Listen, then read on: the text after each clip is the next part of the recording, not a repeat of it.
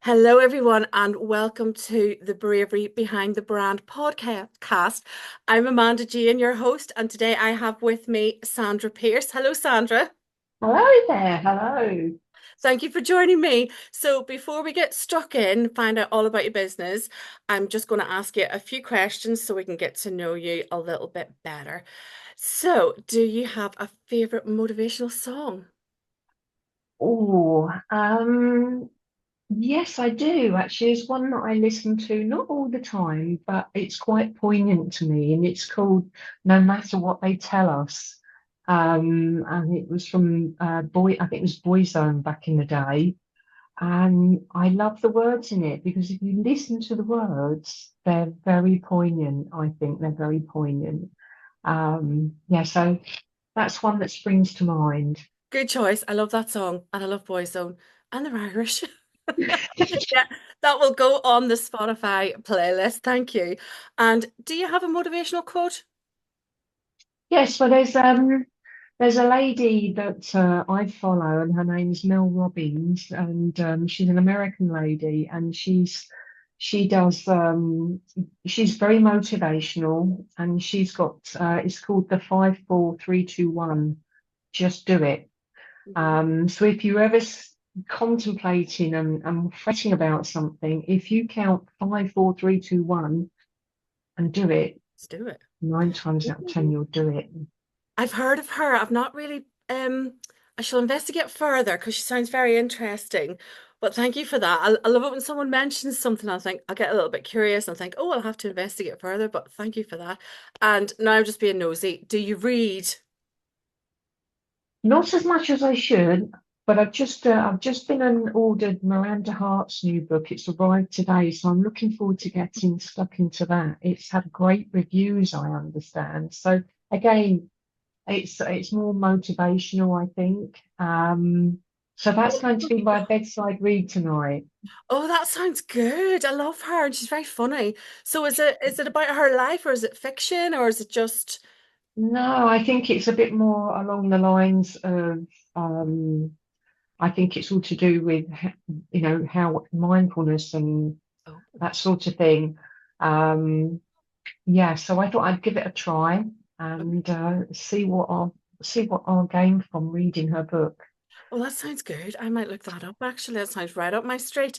Brilliant. Yeah. Thank you. So you are from Looking Good Naturally and you are a business mentor in the beauty industry. So tell me more about that. Yeah, so I've been in the beauty industry for over 23 years now.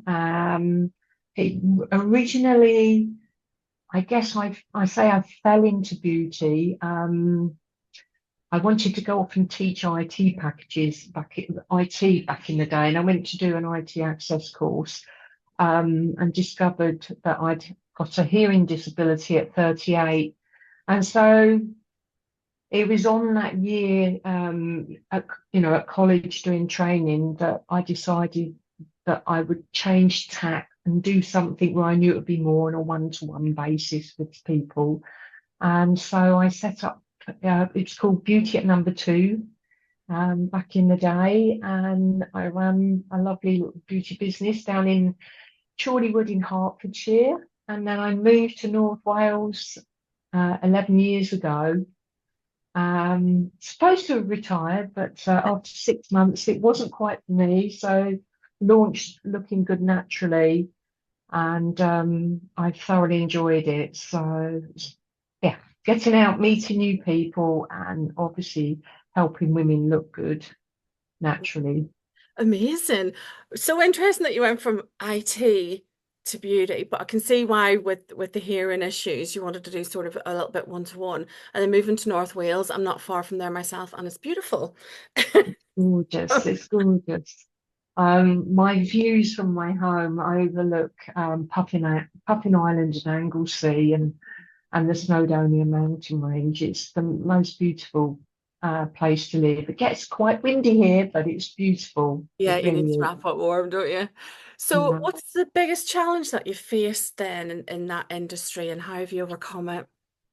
Oh, I mean, looking back when I was 38, um, and discovering I had a hearing disability. I didn't believe it to start off with. I just couldn't believe at that age, you associate hearing loss with old people.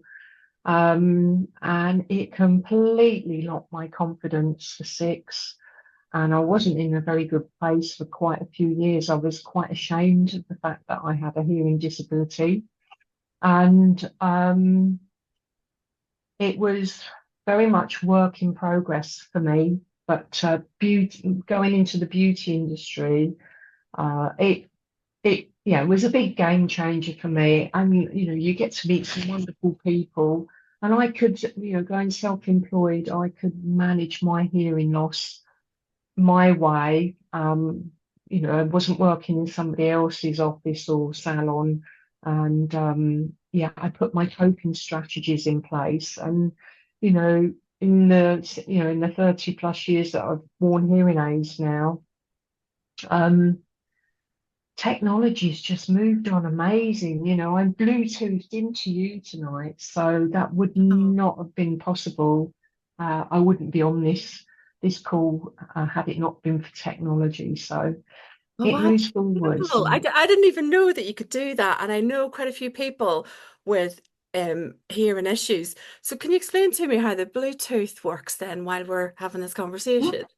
it's really cool. So I don't have to wear AirPods like you guys when you listen to music on your phones. So mine's just streamed straight into my hearing aids now. So I can watch TV, I can watch movies on my iPads, and it's all streamed in. So it's a bit like having your own sound around. Yeah. Yeah, it makes such a difference. Back when I was running beauty at number two, and the phones used to ring, I used to have to let it run into voicemail and then, get my other half to play the messages back because I couldn't work out what people were saying. Um, it was really tough. It was really tough. It was, how can you not function without, your phone these days? So yes, Bluetooth has been amazing. Oh, that's incredible. And I'm really interested in technology anyway, and I just love it when something new comes along or you make this discovery and I just think, wow, that's just, Mm. it's incredible that you can do that. And remember, it wasn't even that long ago when I better not say it out loud, when we got the Alexa devices for stuff right up. I was just like, wow, the potential is huge and AI and everything that we can do. I just am so in awe of where it's going to go in the future. And I know there's concerns and we've got to learn, but to see technology working in action and making such a difference for you, I just think, oh, that's so incredible. Wow, I'm amazed. Thank you for sharing that. That's just and I'm going to tell lots of people because I do know people with hearing difficulty and I'm going to share your story. So, it's been such a journey, really, Amanda, going back from the beginning with beauty at number two. When I first started out, I can remember one week I had our eyebrow shape and, 8 pounds. And I thought, how in the hell am I going to survive on this? How is this going to work for me? But, by just sticking at it and being consistent, so, you soon begin to grow a client base. And anybody starting out in business, don't give up. They reckon, most people who are self-employed after 3 years, a lot don't survive being self-employed. But especially people, as I say, with disabilities, if you're struggling to get a job, and that was one of my biggest issues. I think when I moved up here, I did go for interviews for jobs, but who was going to employ me with a disability as opposed to someone who they wouldn't need to put, pieces of equipment in place in the Well, workplace. So that is I not good for a million reasons. That is not good, and it shouldn't even have been a factor because reasonable adjustments can be made and it is no measure of your ability for all of that and shame on any employer that doesn't factor that in because it's not a measure of your ability.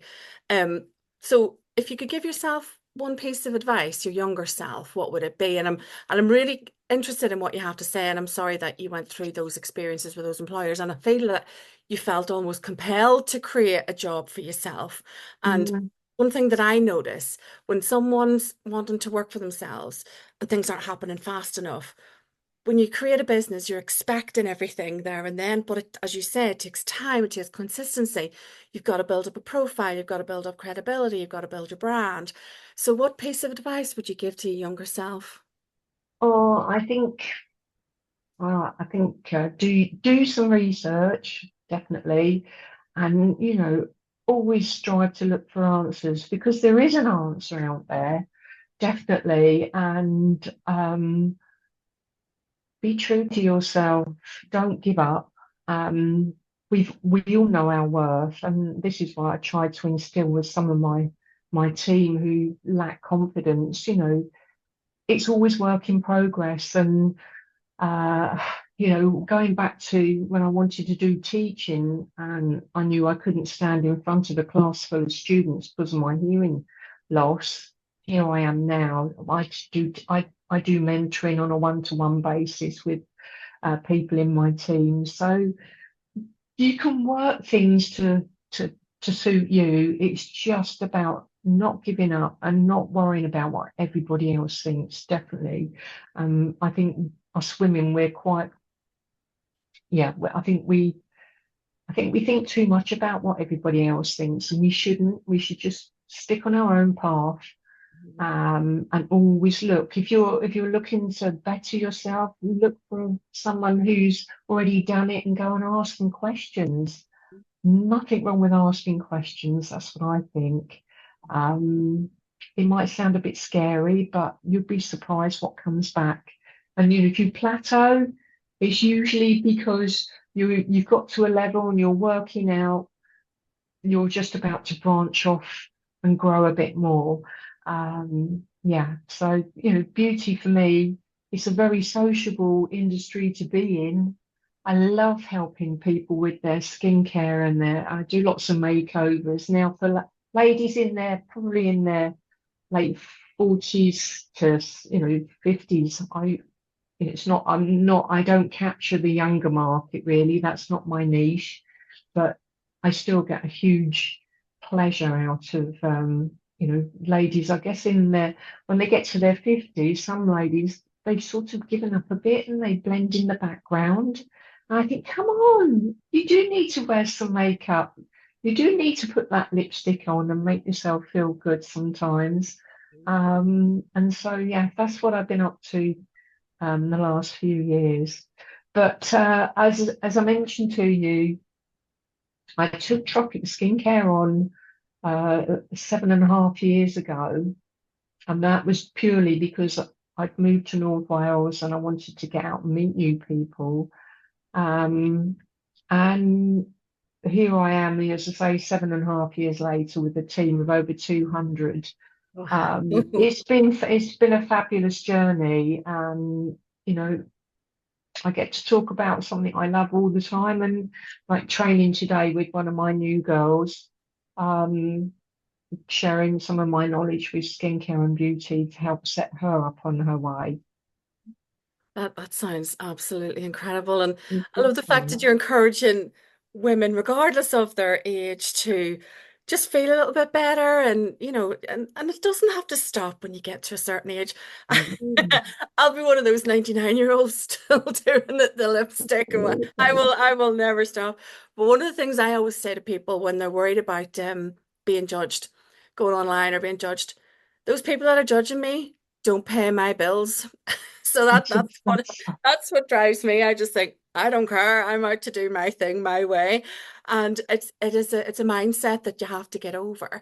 But to be able to give someone give someone that lift and make them feel better about themselves, Mhm. it's something that's always going to be in demand. And look what you've managed to achieve from finding yourself unable to believing that you were only able to do something like teaching to finding yourself actually teaching using technology and always having had the capability of doing it, but Mhm. maybe thinking at one point you couldn't. And of course, you always could.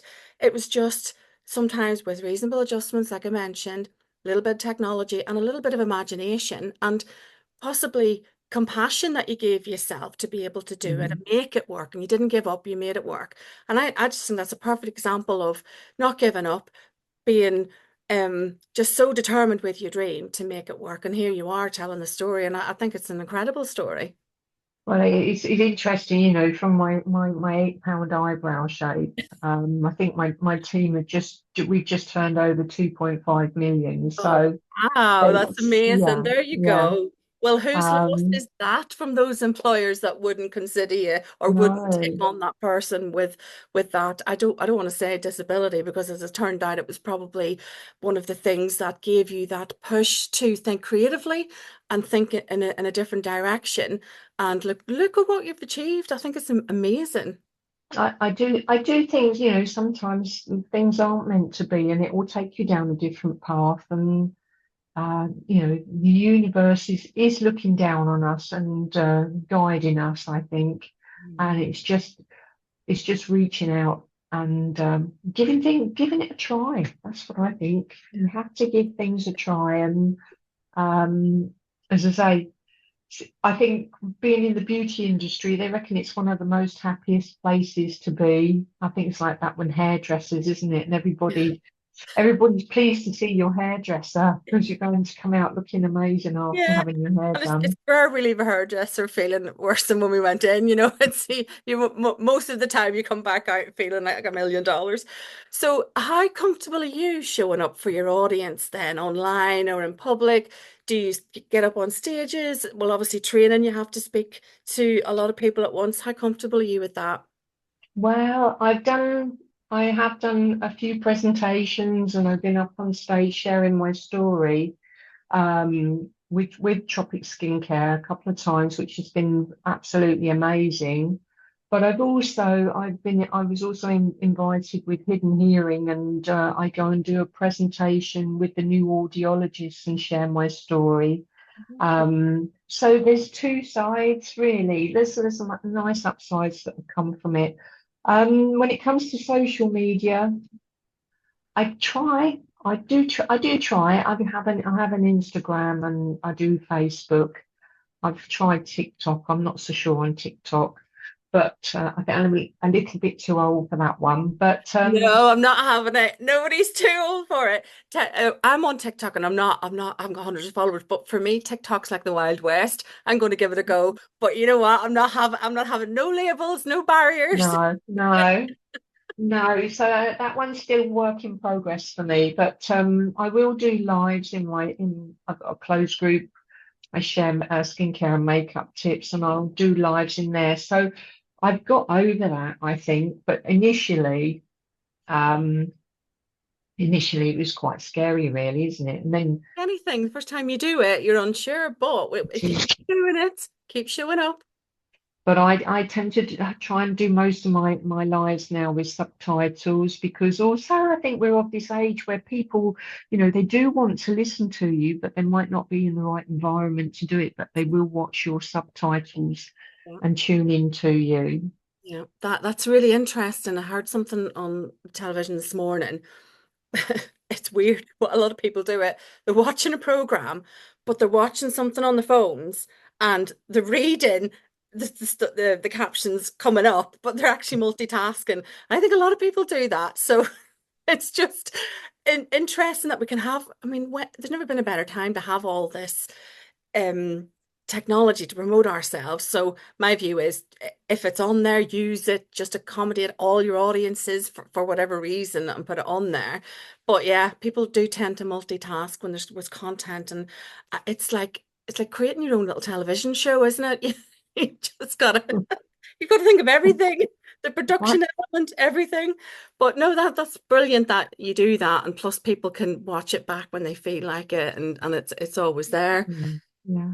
I So think I think we have to try and it's got to be less than 3 minutes because they reckon we haven't got nobody's got any attention span anymore, and that's probably my downfall is I can chat for a lot longer than 3 minutes.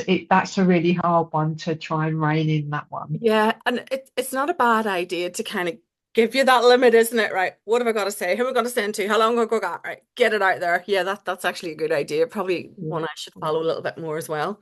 So with all of that, that's amazing. What would you like to be known for? What legacy would you like to leave? Oh, um, well, I would love to, spread an awareness and leave a legacy that really we should be researching more into what we're putting on our skin, on our bodies for a start. It is important, and I don't think a lot of people realize just how important all these chemicals they put in our foods and in our, in our products.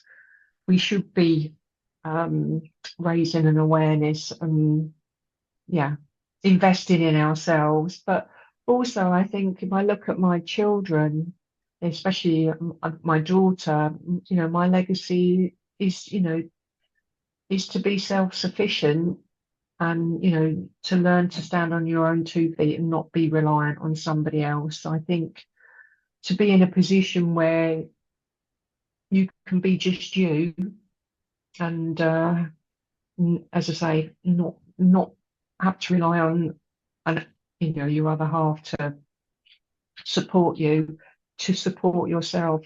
And that's, I come across lots of women that are coming out of, marriages and things like that, and they just don't know where to start, and they're having to rebuild their lives again. And I've got some ladies, I've got a couple of ladies in my team in their 70s with no or bare minimum pensions.